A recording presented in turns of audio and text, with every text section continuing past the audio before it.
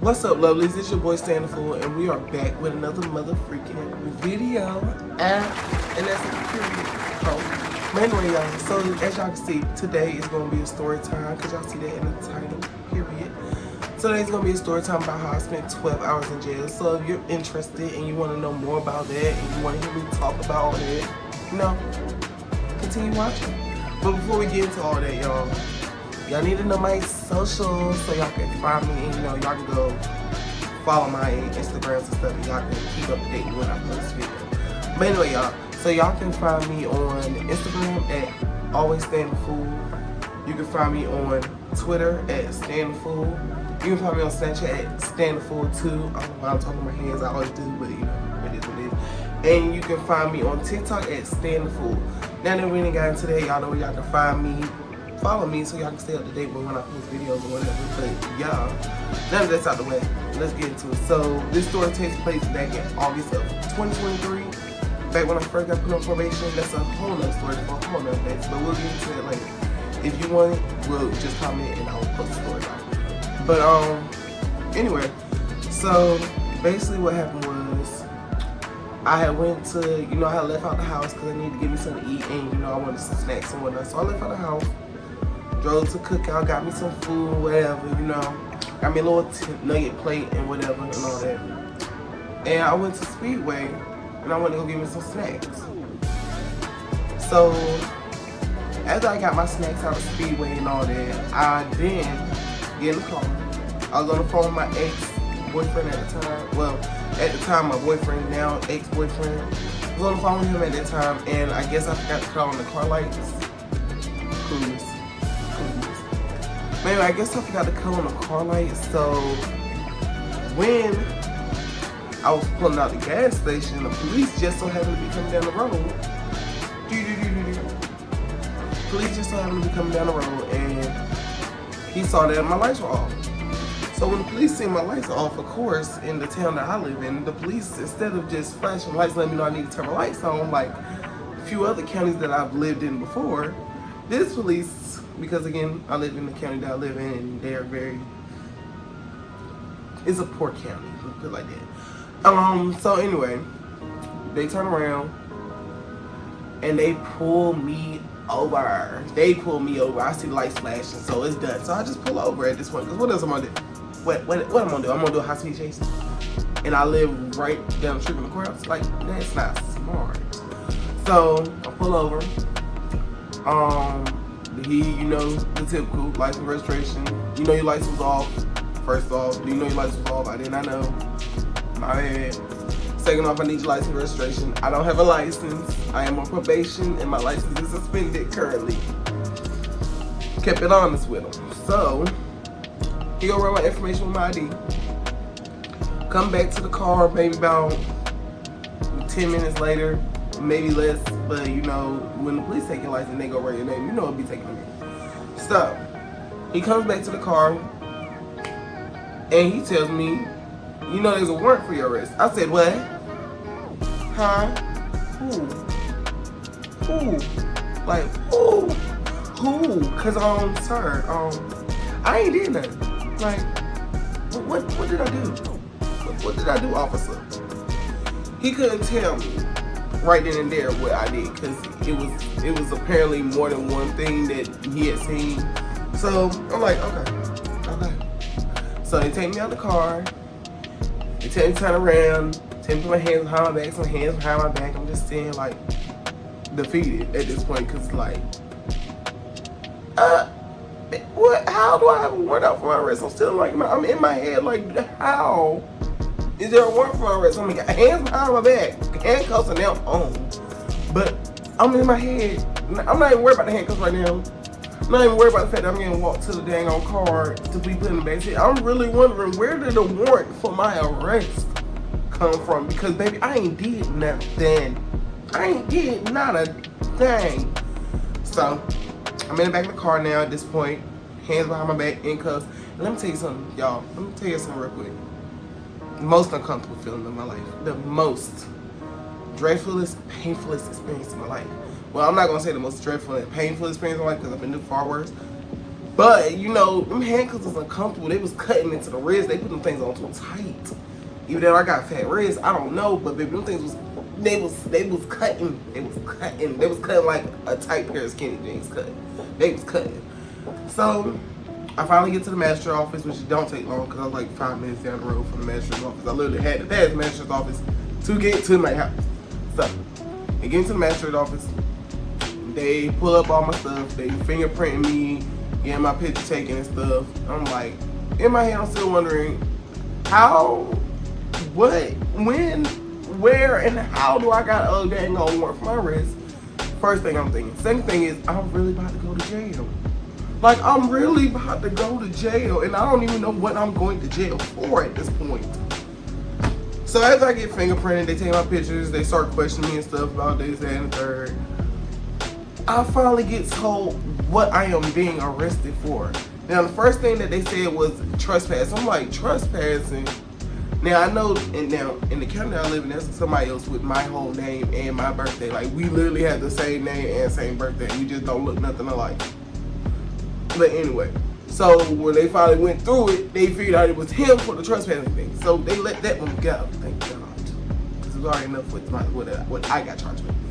So then the next thing that was on the list was okay, so went to court for all this stuff, and I have a court vlog, so if y'all want to go to my other channel, Stand Up for Vlogs, and you want to go watch the vlog for that to get a better understanding, y'all can do that, but I'm going to give you a short brief backstory in a few.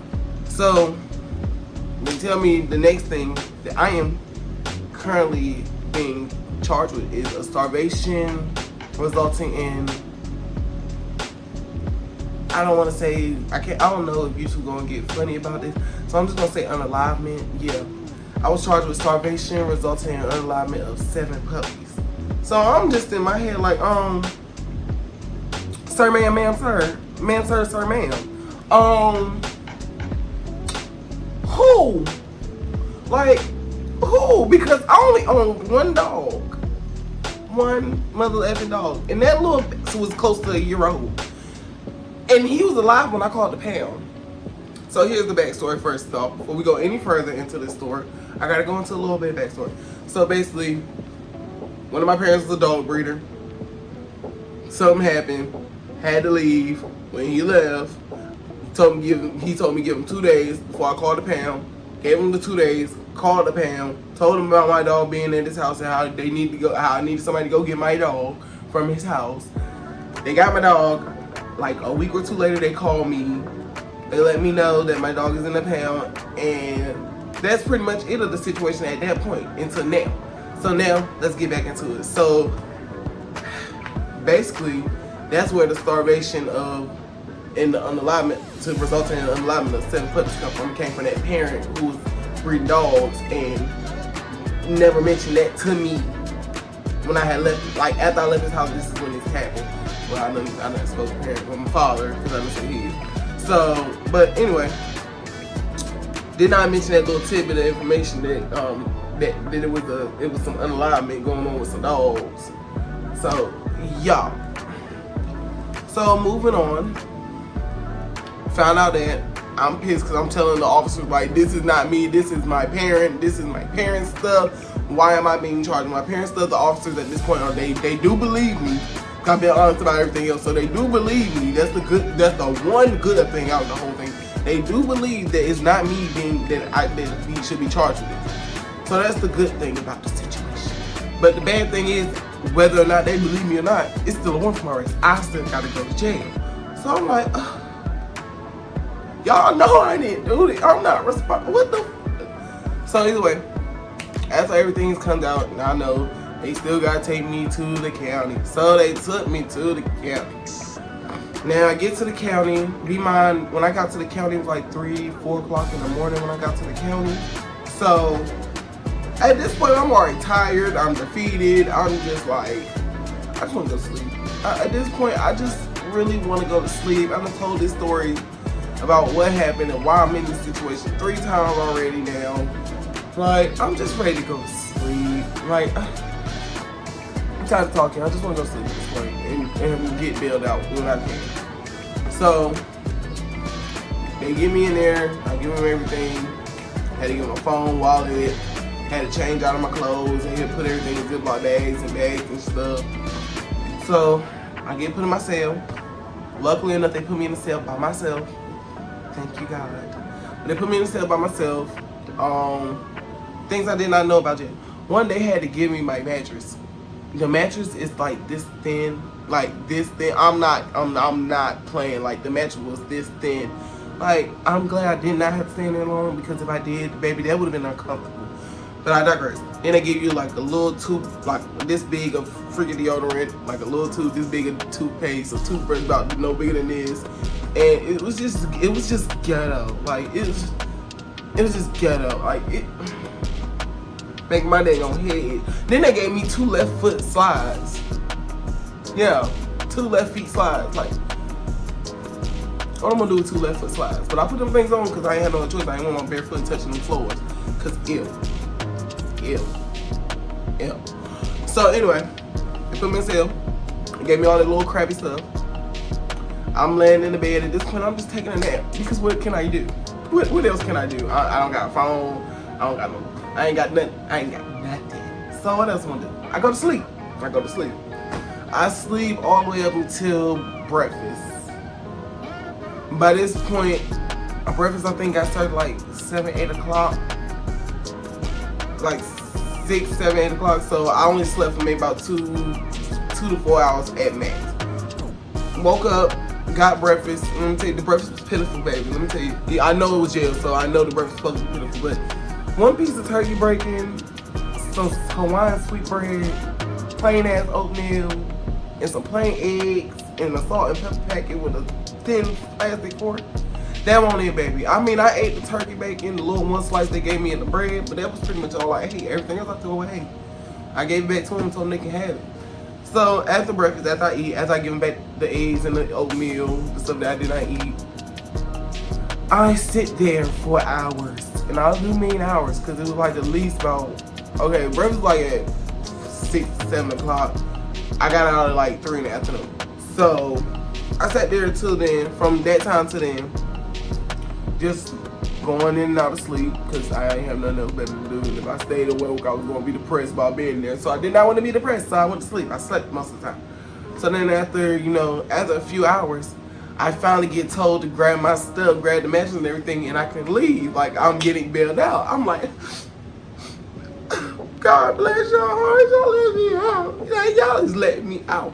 So I grab everything, I'm grabbing everything at this point. Like, I'm being quick with it too. Like, I'm ready to go.